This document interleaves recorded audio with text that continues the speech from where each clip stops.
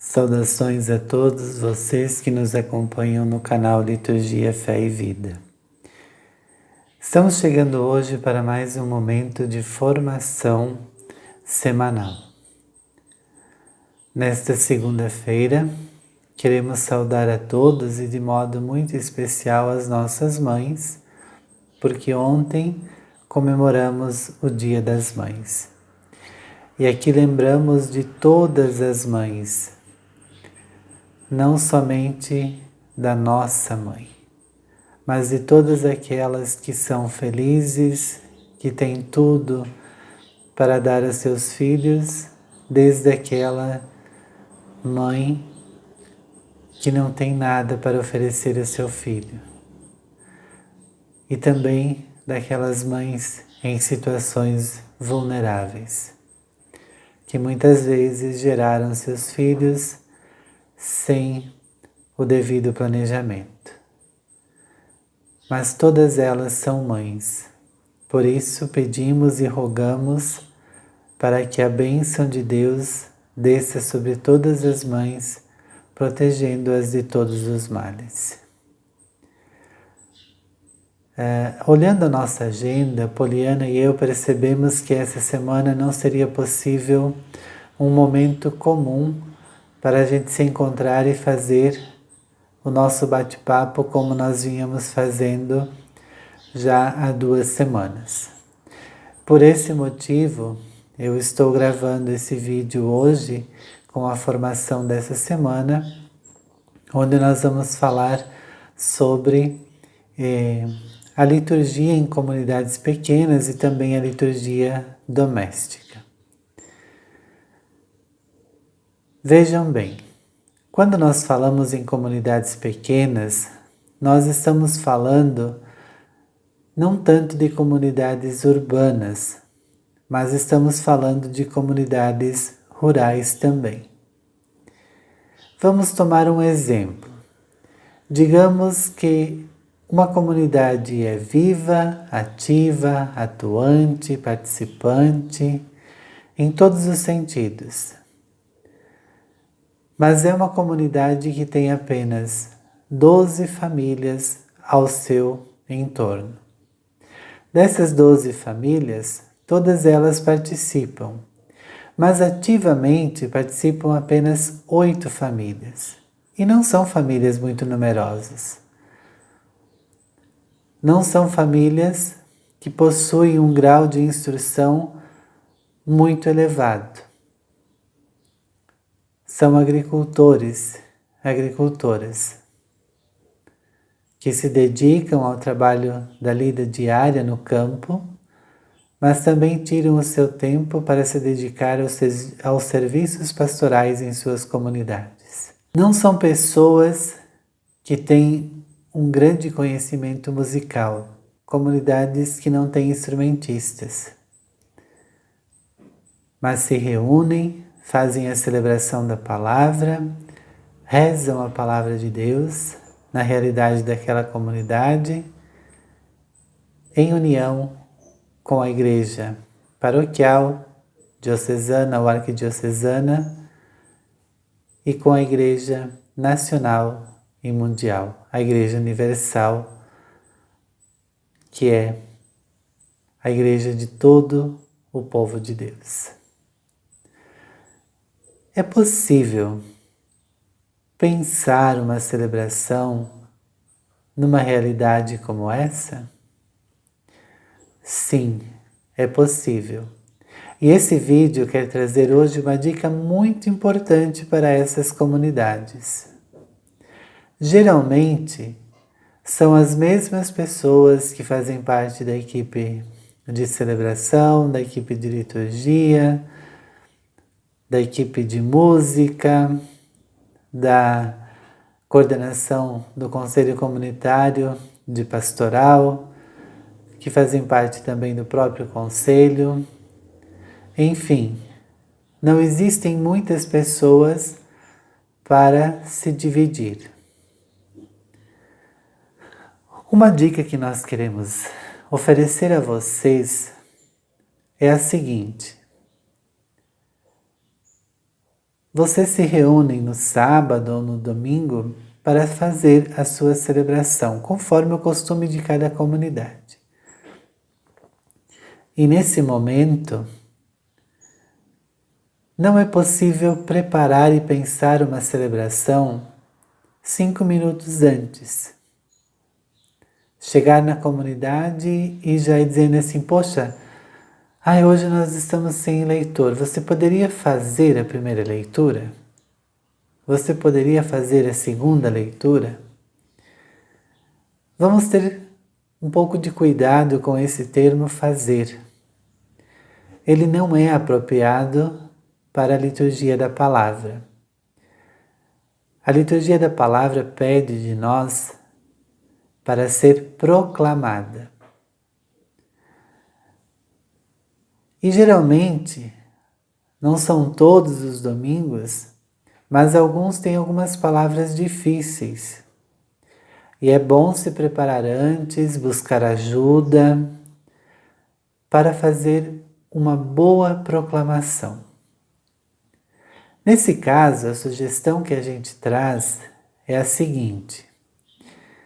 Algumas comunidades usam o folheto domingo, outras comunidades usam o folheto Deus Conosco, outras usam liturgia diária, os vários subsídios aí apresentados pela igreja, pelas editoras, para ajudar nas celebrações. Então, depois que termina a celebração, essa equipe que está responsável pela mesma poderá fazer um momento de encontro e oração, aí uns 15, 20 minutos, meia hora, para se preparar para a próxima celebração. Hoje nós temos a facilidade das comunicações, das redes sociais, que nos ajudam e muito nesse sentido. Então, durante a semana, vamos pensar a celebração. O Evangelho do próximo domingo, ele diz o seguinte. A primeira leitura diz o seguinte. A segunda leitura diz o seguinte. O tema é tal. A solenidade é essa. Como nós podemos pensar a celebração para isso? Com essa realidade nessa semana. Rezar um pouco os textos do próximo domingo. Alguém proclama, refletir um pouquinho, pensar numa ação que seja conjunta da equipe para ir amadurecendo durante a semana. Quando chega no próximo final de semana, o dia da celebração, a celebração já está pensada, os leitores já estão distribuídos, as tarefas também já estão distribuídas, e assim a celebração se torna mais espiritual. Então é simples, não é muito trabalhoso. Basta aí tirar um tempinho após a celebração ou antes da celebração mesmo, conforme for a realidade da comunidade e horário da celebração, para fazer essa dinâmica. Ok, pessoal? E agora passando um pouco para refletir sobre a celebração em casa. Nesse tempo de pandemia, muitas pessoas não podem ir à comunidade, ou por causa das restrições pelas autoridades sanitárias que pedem um número X de pessoas nos ambientes, ou por causa de outras comorbidades que são do grupo de risco, pessoas do grupo de risco que não podem estar indo à comunidade. É oferecido as transmissões das celebrações via Facebook, via YouTube. As redes católicas também transmitem as suas celebrações diariamente, dominicalmente, mas nem todos têm acesso às redes sociais, mas têm acesso às redes católicas. Por que é importante celebrar em casa e não somente acompanhar a celebração pela TV? Porque, segundo a Sacrosanctum Concilium, a liturgia ela é uma participação ativa, ou seja, nós precisamos estar presentes para participar ativamente da celebração. No entanto, assistir à celebração não é essa participação ativa. A celebração em casa nos ajuda a vivenciar essa celebração ativa. Participar ativamente do momento oracional em família. A nossa casa, o nosso lar, é uma pequena igreja doméstica. A igreja institucional é formada de pequenas igrejas domésticas que são as famílias. As pessoas que estão ao entorno das nossas comunidades eclesiais. Mas como eu vou fazer para celebrar se eu não tenho nenhum subsídio? Pois bem, em todas as famílias, ao menos uma pessoa consegue ter acesso à internet. A revista de liturgia, a CNBB, a Arquidiocese de Belo Horizonte, a sua arquidiocese, a sua diocese oferecem materiais para essa celebração em casa. Usufruam desse material. Tá, mas se ninguém em nossa casa tem acesso e sabe mexer nas redes sociais, nesse caso, é uma particularidade muito especial. Aí você precisa vivenciar o momento da celebração com o momento de oração que você faz, que você sabe, que você consegue fazer. Uma oração do terço,